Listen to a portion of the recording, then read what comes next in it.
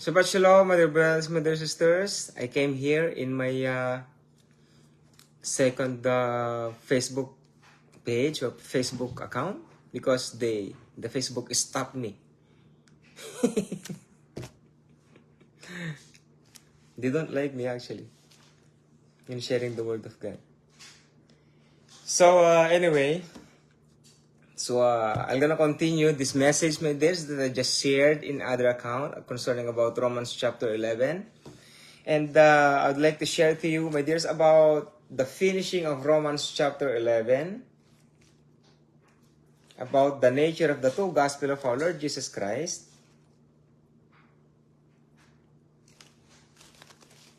That in the two gospel ministry, salvation can be lost. Salvation can be lost. That's why you cannot boast that I am saved. Hyper grace teaching is demonic. You should not live in hyper grace, my dears, or even do not live in the grace of God. You are done with it. Once you believe the Lord Jesus Christ as your Lord personal Savior, you don't need the grace of God anymore. You don't need.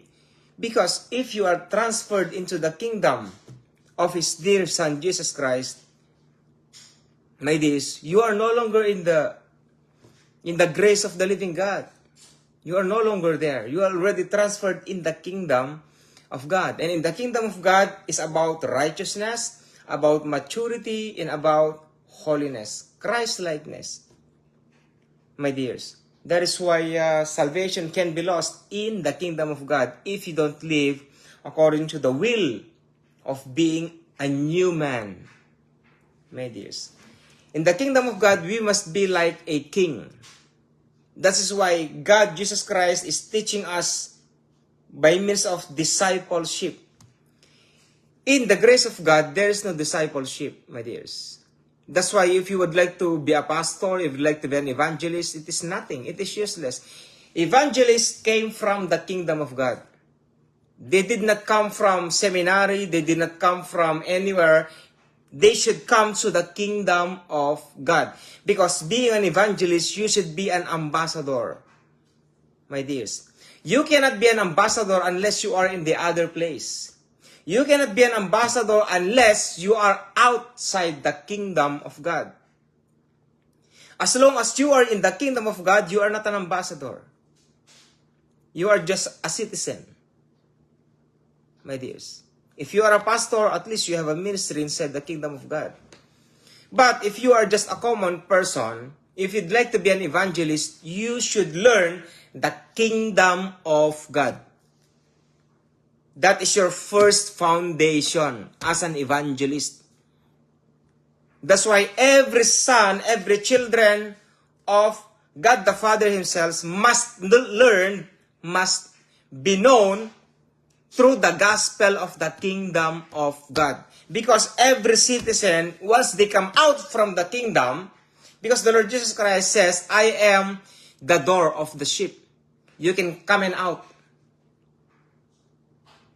You can come out and find another pasture, which I built. That is why if you would like to be an evangelist, it is useless without knowing the gospel of the kingdom of God. Because you don't have foundation. What is your foundation then? The Lord Jesus Christ. What? The Lord Jesus Christ that you carried. The Lord Jesus Christ, no, it is not just like that. The Lord Jesus Christ, when He came here on earth, He carried one. He carried one gospel when He came. What is that? The kingdom of God. He did not say about His death. He did not say that He will die and rose again from the dead. He said that to His disciples. How many disciples He has? 12. He did not say to the crowd that I will die. In 3 days I will rise again from the dead. And then probably the people will say, you are a fool. How can you say that you will go into the dead and rise again from the dead? Who you? They will not believe because they are not the disciple of the Lord Jesus Christ.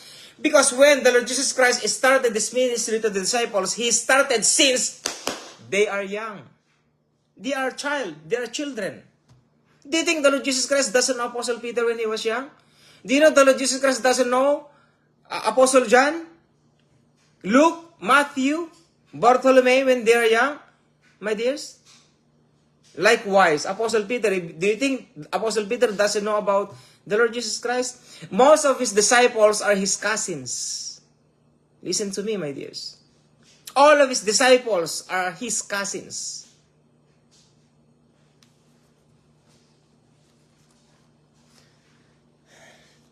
So, in the two Gospels, salvation can be lost, my dears. Now, in the Romans chapter 11, if you are an original olive tree, and this is the original olive tree, let's perhaps say it, original olive tree and wild olive tree is the yellow one.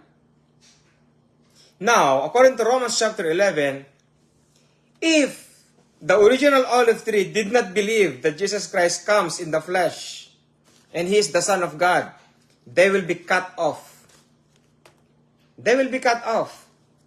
Now, if they will be cut off, where are they going if they die? Tell me, are they going to heaven if they are cut off? Because the Lord Jesus Christ says, I am the true vine and you are the branches and my Father is the gardener. Abide in me and you will bear fruits and your fruits should remain. But apart from me, you can do nothing. A branch which not bear fruits will cut down and throw it into the fire. And in the book of Revelation, if you are wishy-washy, I will spit you out. I will spew you out. So what is salvation then? Salvation cannot be lost? If your attitude is salvation cannot be lost, well, you are in the wrong doctrine, my dears. You are in a cult doctrine. Anything that is apart from the Holy Scriptures is cult. Is anti-God. If you're really a Christian, believe everything that is written here. You cannot change it. If your preachers say salvation cannot be lost, he is insane. Do not believe him. He is lost in his mind. He is really lost. My dears, your pastor or your preacher cannot save you. You should save yourself. I'm telling you, you are living in these end times. Worse than the Old Testament. Eyes that have never seen, ears that have never heard. You should have a firm foundation of your faith right now. My dears, Satan is already there. Antichrist is already there. They are preparing, my dears. Anything is going on. Everything is not just, it is not just a natural disaster. They are man-made. My dears, they are man-made. Open your eyes, my dear brothers and my dear sisters. Jesus Christ loves us so much. Don't waste it. I'm telling you, don't waste the blood of the Lord Jesus Christ shed on you, shed on me.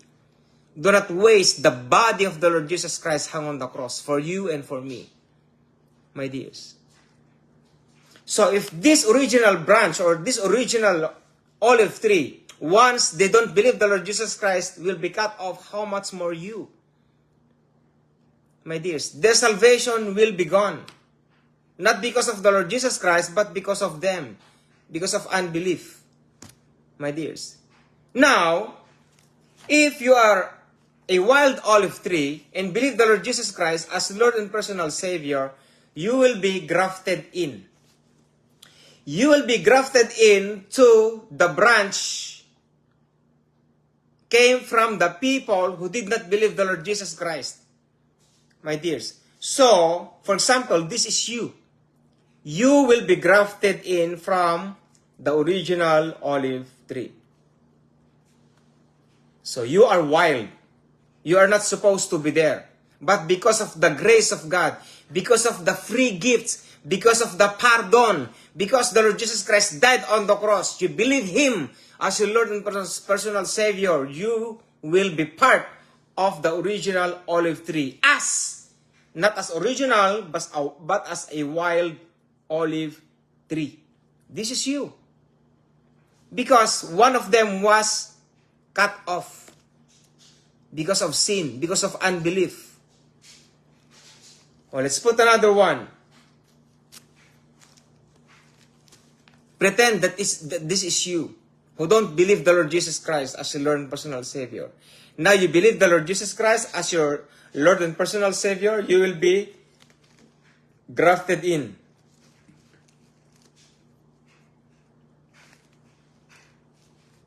Okay, let's put another one. Because I removed 3, so I'm gonna put 3.